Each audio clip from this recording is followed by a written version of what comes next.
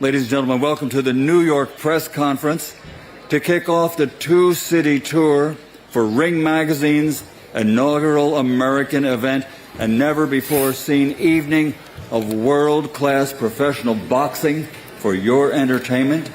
And it's all on Friday, May 2nd, with 3 outstanding fights in Times Square, Manhattan, New York City, New York, USA. The 3 fights: Teofimo Lopez versus Arnold Barboza, Devin Haney versus Jose Ramirez, and Ryan Garcia takes on Romero, and it's all brought to you by Ring Magazine, along with SNK Corporation, the publisher of the famous video fighting game Fatal Fury City of Wolves, along with Oscar De La Hoya's Golden Boy Promotions, Eddie Hearn for Matchroom Boxing, Bob Arum's Top Rank Boxing, and it's all broadcast live exclusively on DAZN worldwide. Now, at this time, I'd like to introduce our press conference panel. Seated, we have the COO of Ring Magazine, Rick Reno, the chairman of Matchroom Boxing, Eddie Hearn, the COO of Top Rank Boxing Incorporated from the Boxing Hall of Fame, Brad Jacobs, and a 7-time 6th Division world champion, Olympic gold medalist, the promoter of Arnold Barboza, Jose Ramirez, and Ryan Garcia from the International Boxing Hall of Fame, the Golden Boy, Oscar De La Hoya. The champ always gets a hand. And also part of our promotional team, he's not with us today, but Tom Brown of TGB Promotions. So at this time, ladies and gentlemen, let's meet the fighters. First, fresh off his split decision victory over Jack Catterall, he still has a perfect professional record. 32 fights, 32 victories. He is the undefeated WBO interim super lightweight world champion. He's going to be facing Teofimo Lopez for the title, Arnold Barbosa Jr.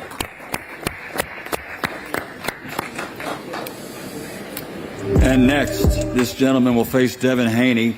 His professional record stands at 29 victories, 18 big wins by knockout, only 2 defeats. The former super lightweight world champion, the Jaguar, Jose Carlos Ramirez.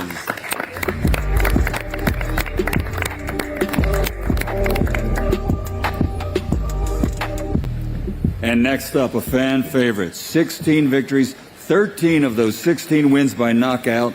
He'll be facing Ryan Garcia. He's the former interim world champion at the lightweight division and former super lightweight champion of the world, Rolando Romero.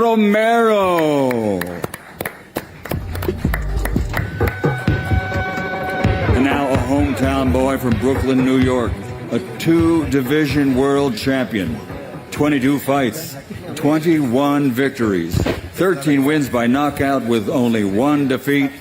He is the reigning and defending WBO super lightweight world champion, Teofimo, the Takeover Lopez. Hey, you heard that, Africa? He said Brooklyn, baby. He said New York. Hell yeah. My swag like it. My swag like it. And next up, also a 2-division world champion with 31 victories, 15 KOs to his credit, from fighting out of Las Vegas, Nevada, USA, the former undisputed lightweight world champion and the current WBC in recess undefeated super lightweight champion of the world, Devin the Dream Haney.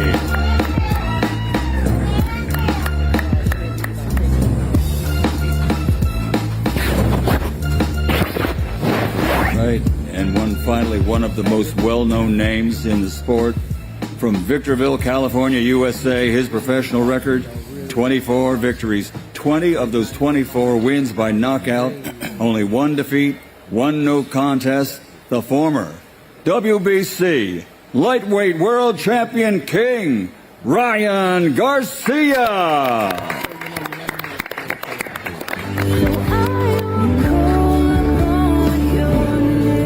and gentlemen, at this time, let me turn this over to our host for the press conference, the editor-in-chief from Ring Magazine, Mr. Douglas Fisher.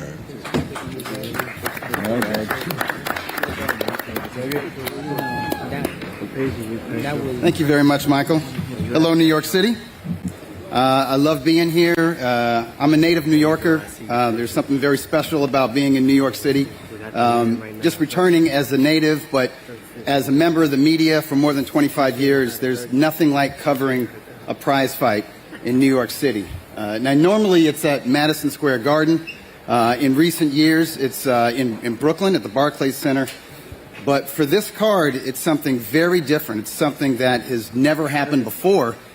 It's visionary, and some would say it's crazy because they start thinking about the logistics of it. Well, how does that work? Times Square. They're just going to build a ring there, and are they going to block stuff off? And what about the foot traffic and all of that? And are they going to show it on the screens, or how is this going to work?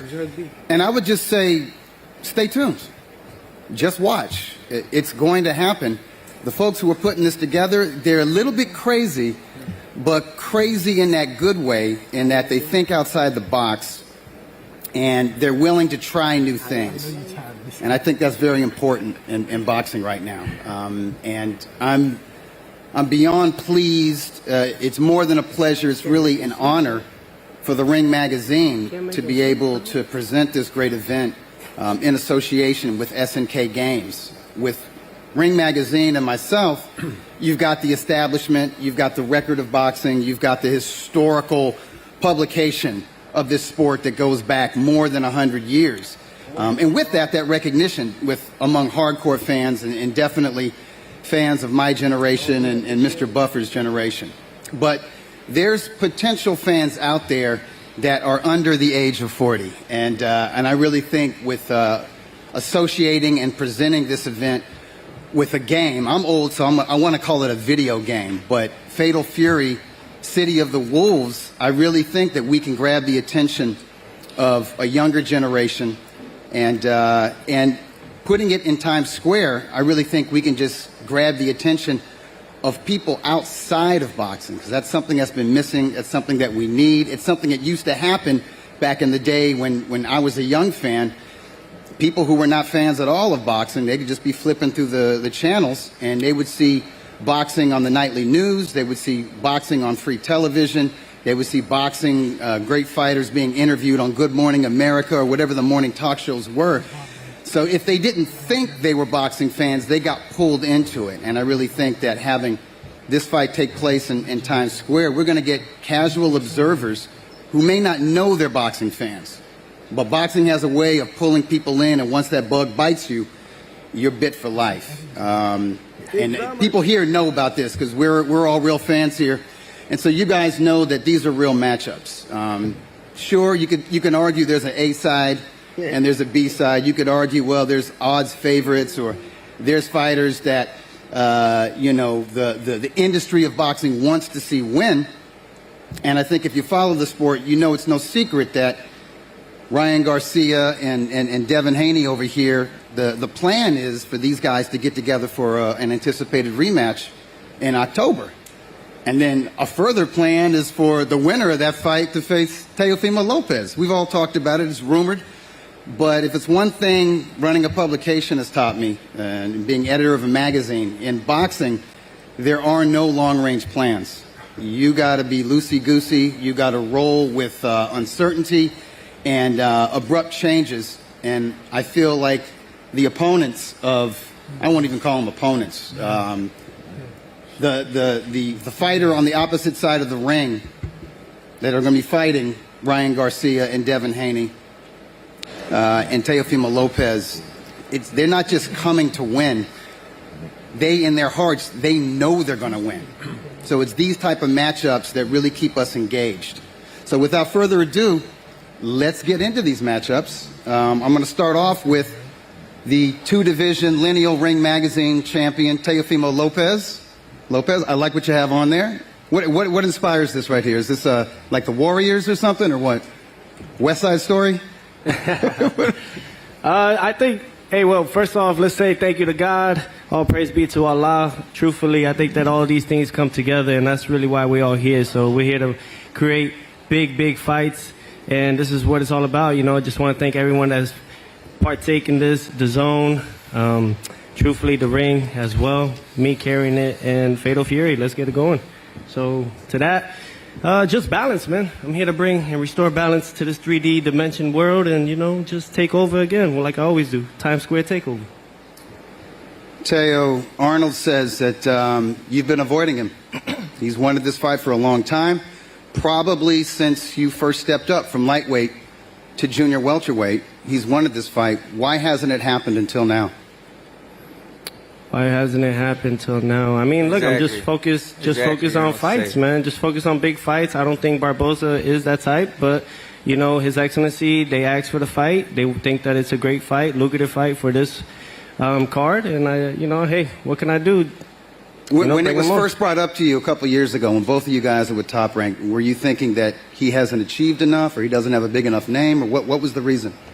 Look, I think, like, stylistically, he's a strong fighter, strong Mexican fighter. I mean, you know, we've seen those in the past and everything. I just think that, I think it's just the way Top Rank. I mean, Brad Jacobs is here alongside with me. I mean, he could probably give you guys more in detail in that form. I don't think that he had that eye, that fan base. Bro. Before we talk to Brad Jacobs, let's talk to Arnold Barboza. Hold on, wait, but, like, he's 32-0. He just got an interim world title. At 15 fights, I got my first world title, and I won it at Madison Square Garden, and then became undisputed at 16 fights. Like, and I'm only 27. Like, how old is you? It's been a long time coming for Arnold Barboza. 32-0. How come it took so long? You didn't give a fucking right answer, bro. You still, like, you beat around the bush when they said, how come you didn't accept this fight back then? Like, to be real, I think it's time. Hey, you know what? Hey, you know what? Shout out to Top Rank, bro, for cutting the umbilical cord off and letting your ass crawl finally. But I never fucking actually had that. Hey, bro, you want to wolf and talk and, like, you're big and bad, bro, fighting an injured Loma, an injured jailer, bro, like I'm the yeah, crazy. Yeah, bro, come on. Talk. Come on, yeah, crazy. Listen, but I'm here, right? What you do. I'm Ring Magazine, right? Yeah, okay, well, I'm right? taking that. I'm taking that Ring Magazine. Trust me, I'm taking that Ring Magazine. They might put you as world, bro, but I got my last two fights, you ain't made shit like that. Arnold, can you confirm to us? To be real, like, I ain't gonna be here to discredit none of y'all fighters. Y'all do y'all thing, but I'm the only real Ring and WBO world champion in this bitch. I am that.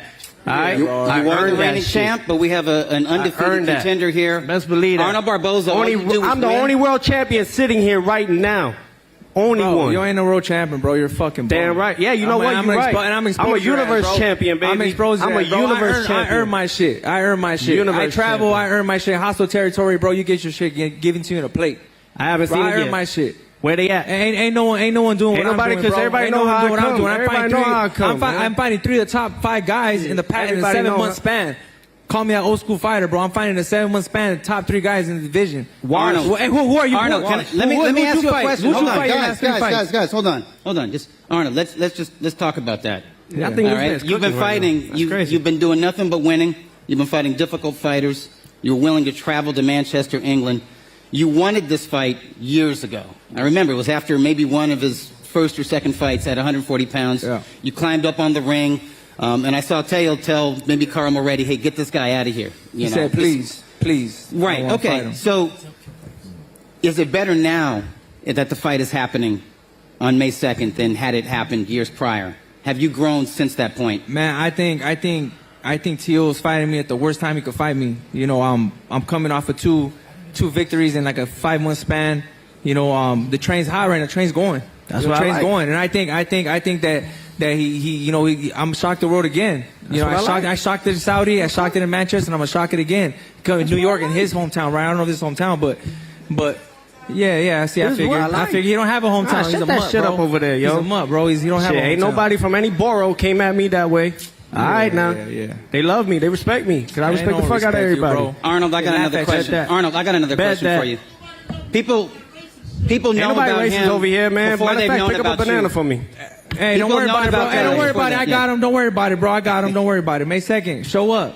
Show up, and I'm going to show out. You'll see. I need a sponsorship deal. That matter of fact. For people who don't know you. Potassium, baby. Can you tell us a little bit about your background? I know you come out of a gym in South El Monte. The great Ben Lira. He's one of these gurus of boxing that people in Southern California, boxing people, They know who he is. They know he's a builder of champions going back to the amateur level. I know the people that you're involved with. I see you at the developmental shows, the club shows. There's nothing but respect between you and the fans and the boxing people of Southern California. But for folks from outside of Southern California, what makes you you? What makes you special? Tell us about that hard cloth that you were cut from. Yeah, man. You know, I grew up in the city of El Monte. Nothing was given to me, man. Everything's been hard work. You know, from club shows, selling tickets, you know, hustling out there, man, trying to make my name. Nothing was given to me. Nothing was given to me. Everything was earned. You know what I mean? I'm not, I'm not, doing some, funny push-ups and shit on the internet. You know, I'm trying to grind, man. That's what I'm doing. You know, and I'm just a grinder. I'm a worker, man. I work hard. You know, I think that separates me from everybody else. You know, I think I'm at where I'm at right now because of my hard work. You know, shout out to my pops, man, who's been my trainer since I was 5 years old. You know, fighting in smoker fights. You know, because I was, I couldn't fight. I wasn't 8 years old, so I couldn't have a USA license. So I was fighting his undercard, my pop's undercard. You know, so man, that's the type of person I grew up, man. Grew up tough. You know what I'm saying? I grew up raised by a real man. You know, a real man takes care of his family, man. That is not on that goofy shit. You know what I mean? So look, man, May 2nd. You know, I'm a live dog in there, man, and he's gonna find out. He's gonna see, just like everyone else says. Oh, he's not another. Well, I'm not on no level. We're gonna see when I'm raising that Ring Magazine belt, this WBO belt. I can't wait to see it. You guys, well said. Let's move on to the second matchup here. The fuck, I didn't even finish talking, dog. You want to? No one wants to hear your clown ass, bro. Y'all been on trying to promote this. Oh, I see what the. Come on, bro. I see what we on, man. Bro. Everyone knows that's why, bro. Everyone knows. Even Top Rank knows. Nah, you know why? Bro, Top Rank don't even want to be here, bro. They're just here because they have to be here. They don't even want to be here to support you, bro. $30+ million. Damn right they're gonna be here, bro. Don't matter. Damn right they're gonna be here. Don't matter about that shit. Money talk, bullshit walk. Yeah, bro. And you full of bullshit. Hey, bro, but hey, don't worry, Top Rank. I'm gonna get those minimums down for you guys. Don't worry about that. Oh, okay. All right, guys. Yeah. Save a little bit. They let you go. Save a little bit for the stare down. I gotta get mine done. Ain't gonna work that way, bro. Save a lot for May 2nd. Save a lot for May 2nd. Y'all can save that up somewhere else, because they ain't gonna work over here, yo. They ain't gonna work over here. All right. I'm gonna Africa, you down there, bro. You got your time other times. You down over there, bro. Yeah. Yep. Go ahead. Take your shit. 100%, bro. 100%. 100%. Oh, is that Richardson 100%. Hitchens? All right. 100%, bro. 100%. Hey, real fighters fight, bro. Hey, real fighters fight. That's it. Real fighters. You already know that's going on. All right, guys. All right, so plans are being made, but just tune in, there's plans for May 2nd. All time. Teo, please. No, I don't want to. Teo, let me speak. I don't do that. Teo, what's up? Please. We're going to move on to the next matchup. Nah, man. Devin Haney versus Jose Ramirez. Me? Like, I'm a Brooklyn-born Broward kid. So that's what it is. Brooklyn-born Broward kid. All right. All right? Yeah. I got the key to the city of Miami, right? I rang the bell for the New York Stock Exchange, all right? These are all facts. No, because, at the end of it all, y'all wish y'all had it. Y'all don't. I've earned it. Truthfully, earned it this bitch, in this ring. And every time they give me a guy that is somewhat competitive like that, we see you, Ring Magazine. We see how we do it. We see how we do it. We see you. All right. All right. But hey, Doug, you look handsome, man, by the way. Thank you very much. Keep up the great stuff, you know what I'm saying? Yeah. When I do these things, they get me new suits, so. Yeah, for real. Hey, Eddie's looking at me like, about time, dude. Damn right, baby. All right, guys. Well, it's a takeover. Peace. All right, Devin Haney, Jose Ramirez, they may not be as chatty as we just saw with Teo and Arnold. But I can tell you from knowing both young men for a very long time, these guys are consummate professionals. These are young men who are about the sport of boxing, who are about dedication, who are about hard work. This is a fascinating matchup. Devin, I'm going to start with you because we haven't seen you since your fight with Ryan Garcia early last year. I just want to ask you why the decision to lay out for the rest of 2024, and why did you choose Jose Ramirez as your comeback opponent? No, I mean, first off, I want to thank Allah, alhamdulillah, for this opportunity. Ramadan Mubarak to all the Muslims all around the world. And I took the year off. Like I said I was going to. I wanted to spend some time with my family. I just had a baby, stuff like that. So I wanted to rest and recover. And I wanted to come back when I felt it was the right time. And but when I came back, I wanted to fight the best fighters in the world. I didn't want to just face any regular Joe Blow. I wanted to fight a two-time world champion like Jose Ramirez, and that's why we picked him. There are folks who say, Devin, that you were exposed. Even though you can argue, well, it wasn't an even playing field in that first fight with Ryan Garcia. They could say, well, we'd never seen Devin Haney hurt like that. We'd never seen him down on the canvas. He looked lost in there at times. Do you feel that there are questions that are being asked of you and that Jose Ramirez is going to ask those questions and you can answer them in the ring? Yeah, I mean, at the end of the day, I fought somebody on PEDs. So that's how that fight was. But we move forward, and now as the world wants to see what Devin Haney is going to show up. And, I'll look to give everybody all those answers on May 2nd. All right. Jose? Last time we saw you, you didn't look like yourself. It definitely wasn't your night, and I know there was some talk in and around the boxing community that, you know what, this guy was a 2012 Olympian. He was a unified champion. He's a hero in his community. He's got a lot of things going on outside of boxing. He could run for public office in his area, you know. People were saying, maybe you hang up the gloves. Can I ask you, were you considering that, and what brings you here to this point right now? Yeah, first and foremost, I want to thank God, my Lord and Savior, Jesus Christ, for blessing me with all those great blessings in my career.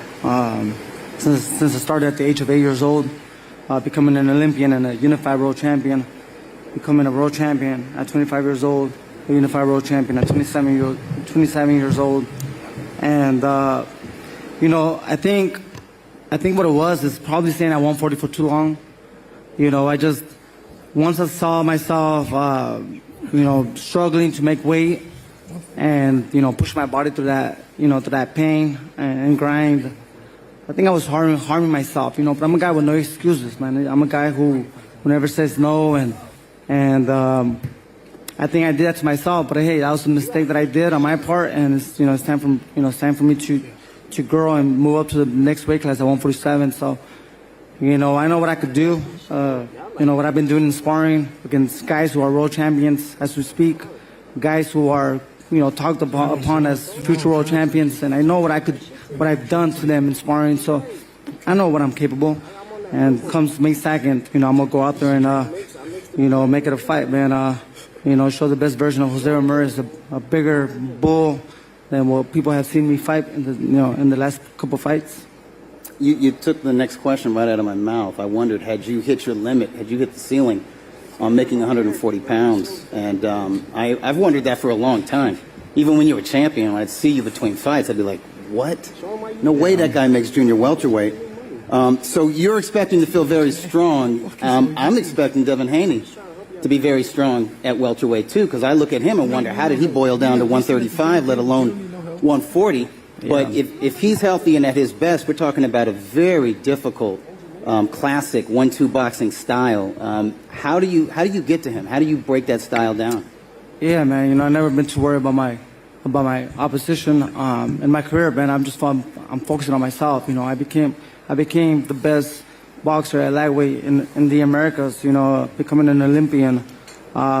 Beating guys with different styles, different sizes, different skills, different speeds, and I think people underestimate my speed and power, but I'm ready to put it together, man, May 2nd, and if you thought I was strong at 140, just watch me at 147. I'll never underestimate your power or your heart and dedication, and nobody should underestimate your skills. You're a very good technical boxer. Devin, same question to you. Was it time? Was it overdue to move from 140 pounds to 147? Are you finished with junior welterweight? Yeah, it was definitely time. My body just was maturing. 140 was hard for me to make. I was there. I felt good for one fight, but in the second fight, I didn't feel as good. 147 is time. All right. I can't wait to see this fight. It's a brilliant stylistic matchup. You got the stick and move boxer with a beautiful jab against the quintessential pressure fighter who has underrated skill and technique. All right, let's move. I'm not going to call it the main event because this is a true triple header. These are true co-headlining bouts. All three of these matchups could headline major arenas anywhere around the world. So let's move to the main event. Ryan, I'm going to start with you. Everybody talks about the grudge between you and Devin Haney, but it feels like there's a grudge between you and Rolly Romero here. And I seem to remember years ago when you guys were prospects at lightweight. You might have been at junior lightweight at the time, as a matter of fact. There was a lot of talk about a sparring session, and there was John going back years ago between you two. Can you talk to us a little bit about that? I think we sparred about 8 years ago. You know, it was a little rough sparring, I guess, but you know, he continued to use that sparring to, you know, kind of boost up his career. Credit to his point. But I don't have no bad blood to him. You know, I'm here to, you know, do my job and you know, set up that rematch. But I'm not overlooking him at all. I know that he's going to come to fight. It's a big opportunity. We're on the main stage, so I got to be sharp and prepare. I was interviewed last year. I think it was Ellie Seckback, and he brought up this matchup. And he said, well, who do you like in it? You know, how do you see the fight? And I said to him, whoever lands first has a huge advantage immediately. It's like a lightning bolt left hook and a bomb of a right hand with Rolly Romero. Really, let's turn it over to you. That sparring session. It seems like Ryan's saying that you were kind of clout chasing, calling him out back in the day, but that's what young fighters do. But you do more than just talk on social media. I know you're a good interview. You move the needle. You got personality, but you're a former junior welterweight champion, and you've done a lot, even though you didn't have that extensive amateur background like everybody else up here has. I mean, if I was cloud chasing, he would have had cloud. He didn't have cloud at that moment. He didn't have anything. So, but it's just sparring. We're gonna see in the real fight in the ring on May 2nd, and we're gonna make it a big fight. We're gonna make it one of the biggest fights in U.S. history, and that's for sure. Rolly, I want to stay with you. The other guys, they've moved up in weight. We're talking about Devin and Jose Ramirez, and they had sort of hit their limit, making 140 pounds. I used to look at Ryan, and I used to look at you, and just wonder, how do these guys make 135 pounds? The fact that this fight is taking place at welterweight, does that suit you? Is that better for you? I mean, I called this years ago, saying that me and him were going to fight at welterweight. And this is when we were both 35-pounders, so, I mean, I long outgrown 140. I definitely outgrew 135 long ago. When I was 35-pounder, I should have been a 40-pounder. When I was 40-pounder, I should have been a 47-pounder. So, I mean, I'm like all muscle. Does that affect your stamina? Does that affect your punch resistance when you're boiling down to make an unnatural lightweight? I mean, it affects everything. I mean, it affects timing, explosive, everything. Anything you got, it really affects you. Can you talk to us just a little bit about how important this fight is to you? I mean, is this the most important fight of your career, even though there's not a world title on the line for it? You're fighting one of the most popular fighters in the sport right now. No, we're fighting for a WBA. For WBA regular. Is it the full world title? No, it's the regular. I'm sorry, guys. I just recognized the Ring Magazine title, but you guys are real. You guys are real fighters. You guys are. It's a very good. Hey, Turkey, I am your champion, by the way. Ring Magazine, I am your champion. Your Excellency. We don't give a fuck what you Your are, Excellency, bro. I am your champion. Bro, we don't give a fuck, bro. I'm tired of hearing this shit. We don't give Boxing, a fuck. baby, you gotta respect the origin. Promise I'm gonna get 1600 BCE. Enough of this shit. You guys are so boring. You guys are talking so Shut polite the fuck to up. each Yeah, other. because that's how we keeping it. You guys are all talking so bro. politely, man. We gonna What run the that. fuck is Remember this? that. We're gonna run that. Yeah, I like it. I ain't home, 100%. but like, bring it Yeah, in. 100%. Bring it in. I'm Y'all gonna not be even great put the too. tip in yet. Bro, like, like I come on, said, bro. pause. By the way, pause. But y'all haven't even put the tip in, bro. All right, getting fired up, Ryan. Okay, I'm gonna Ain't end nobody talking shit right now. That's crazy. I'm gonna end this session with the question to you. And I spoke to you a little bit, Okay. at the hotel a few hours ago. Okay. And we talked about you going into that first fight with Devin Haney and all the chaos, and you admitted you were not at 100%. There was drinking, there was smoking. You could have been in better shape. And you told me you got that out of the way. You're not drinking and you're not smoking. Do you have a renewed dedication to boxing and a renewed vigor for boxing? Because you're going to be fighting Rolly Romero, but I feel like you got Devin Haney in your sights, and it looks like you've got Teofimo Lopez in your sights. Well, yeah, I mean, I want to be great. You know, I've always wanted to fight the best fighters in the sport. As far as, my problems outside the ring, I've always had those problems. I mean, I don't know who else struggles with stuff like that, but that's just something I was struggling with. And, I want to just show everybody that you could come back from anything. And I want to show my dedication to the sport and just be a true professional. I admit my wrongs, and I don't want anybody to, take my actions of drinking and smoking before the fight and try to, think that's a way to handle yourself as a professional. So I came here to change that, and this is my first fight to get respect back and then prove everybody that it wasn't a fluke, and I'm ready to do it. You inspire us all, Brian. I like it. You can always come back. Redemption can be found in the ring and that path to the ring. So I love that, and I love the professionalism. I actually like the laid back, Brian. You're a cool guy. You can be a cool guy. You can be a cool guy.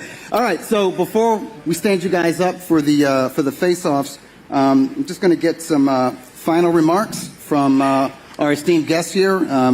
Let's start with Rick Reno, the COO of Ring Magazine.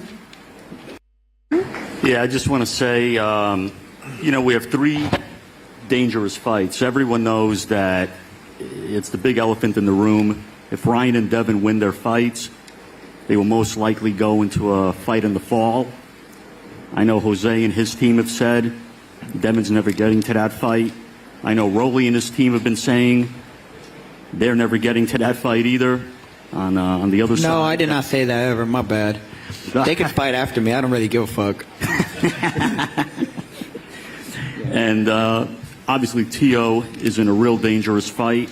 He's going to be defending WBO title, the Ring Magazine title, against the mandatory challenger, Arnold Barboza. Arnold is arguably on one of the best runs at 140 over the last 12 months. And I know Arnold's told me more than enough that Tio's never getting to any of the future plans that we have in store for him. Man, just like all the other promoters had plans, we broke them, so we're breaking this one too. And we could have, staged this event anywhere. We could have put it in any venue in New York, any venue in LA, any venue in Las Vegas, and it would have sold out. We wanted to do something special, something iconic, because, we would have put this any other venue, any other location. It would have just been a really big event with 3 great fights. We wanted something that, like, 25 years from now, people would look back and say, oh, my God, can you believe they staged that crazy event in the heart of Times Square? And even for the 6 guys up here, they could tell their kids, their grandkids, decades from now, I fought in Times Square. Not that I fought in the Garden or Barclays or the MGM. They could be the first 6 guys to say, I fought in the heart of Times Square with this collaboration that we're doing with SNK. So we wanted something that would create, when we started doing these Ring Magazine events and putting the stuff together, we didn't want to do the same cookie cutter type of events. No offense to my promotional partners up here, but we wanted something that, like Doug had mentioned, that was out of the box, something that people would think was insane. When we first got this concept on paper, everyone thought it was just, we're just talking. It's never going to happen. How are these guys going to do it? I've seen the concepts, and it's going to blow everyone away. And I look forward to seeing everybody in May, and I will turn it back to Doug. All right. Yeah, there's amazing things to come. There's some people in the boxing world who say, man, it's, there's some big fights being made in boxing right now, and it's great, but it's all going to Riyadh, Saudi Arabia. And it's like, no, there are going to be some huge events happening this year in America and in the most amazing, just imagination-stretching locations. I'm talking about, like, historical monuments. I'm not going to say where, but just stay tuned because there's some really exciting stuff to come. All right, Eddie Hearn, Chairman of Matchroom Boxing, would you like to share your thoughts on this card? Yeah, thanks, Doug. I think it's all been said by these great fighters. You talk about attracting a younger audience to the sport. You've got 3 of the faces of boxing in Ryan and Devin and Tio, but 3 great fights. And Rolly, don't forget about Rolly. I'm coming to you, Rolly. I'm about to pick you up. So Arnold Barboza just come to Manchester to beat Jack Catchell. Jose Ramirez is a tremendous fighter. And this guy, it's the first time I spoke to him. He seems very focused. I think that's a great fight as well. So His Excellency has great plans, and people keep asking the question about Where is boxing going? You know, Saudi Arabia, how long will it last? This is turning it up a notch. Because with SNK and Fatal Fury and Ring Magazine, the other thing that you didn't mention is 6 days before, you've got 65,000 people at Tottenham Hotspur Stadium for Ben Eubank. That's the first Ring Magazine SNK Games presented event. And that one, of course, is in front of 65,000 with a huge gate. Yeah. And when His Excellency said about doing Times Square and shutting it down, the first thing any promoter would say, what about the gate? But there's a method to the madness. It's a vision, and it's raising the profile of the sport so that everybody will tune in to the madness of closing down Times Square. The fights are the fights, and they're tremendous fights, and it's the right demographic to drive that audience. But the fascination with the concept of what he's doing and where he's placing these fights is going to make this a huge, huge draw on the night around the world. And, you know, I'm baffled by the plans. I know, you know, you're talking about other plans and locations. I've never seen anything like it, and I think we should all just realise what a good place boxing's in at the moment. And, you know, the famous words of thank you to His Excellency gets bandied around a lot, but really the vision that he has, and not just him, but you guys at Ring Magazine and the team, you've never seen anything like this. Operationally, this is one of the biggest jobs that's been done in boxing, to close down this area for our sport. And right now, there's never been a hotter time for the sport of boxing. So good luck to all the fighters, and great to be working with Oscar and Brad and all the promoters coming together to just continue to change the face of boxing. And that's what's happening right now. This sport is on fire, and this is going to be another huge event. In 7 days, Ben Eubank, Fatal Fury, SNK, Times Square, and of course, don't forget moving into the Canelo event in Riyadh season. What a time for boxing, and it's only just beginning. It's good stuff. When young fighters, and we have young fighters here, when young fighters are willing to challenge themselves, and when the promoters are willing to work together, nothing beats boxing. Brad Jacobs, you represent Top Rank, and that's the oldest venerable boxing promotional company in the world, really, since the mid-'60s. Obviously, Top Rank has been involved, and you yourself, during your Hall of Fame career, you've witnessed a lot of very interesting boxing events. What are your thoughts on this card? Yeah, thanks, Doug. Appreciate it. Certainly, like you said, I've been involved in a lot of huge events, but nothing like closing down Times Square. I mean, it's incredible. It's a testament to the fighters here on the dais. It's a testament to His Excellency and you guys at Ring Magazine. So we're just looking forward to it. The bottom line is Teofimo, not only a great fighter, but he's a showman, and he's going to prove that and steal the show on May 2nd. All right. I know that's right. I know that's right. This is takeover, Times Square takeover. You know it. Oscar De La Hoya, the founder and chairman of Golden Boy Promotions. Thank you very much. Thank you for being here. Look, May 2nd will be one for the history books, a full-scale sanctioned professional fight held in the center of Times Square, which will be unprecedented. This event will come to life thanks to Salah Sports, Turkey Al-Sheikh. Their vision is unmatched. The sport of boxing will be on the global stage that evening with the bright lights of New York in front and center. This is what American boxing is all about. This is the highest level of boxing, especially at these weight classes. Thank you to Turkey for making the fights that everybody wants to see. This is truly a special one for the ages. And we are proud that Golden Boy Promotions has 3 fighters taking part in this epic event. It speaks to our company's dedication to getting our fighters the best opportunities in the sport. Look, the fight against Teofimo Lopez, and now speaking from a fighter's perspective, okay? I'm not a promoter anymore. I'm a fighter now. The Teofimo Lopez, Arnold Barboza card, look, Arnold Barbosa Jr. has been calling for a fight against Teofimo since 2021.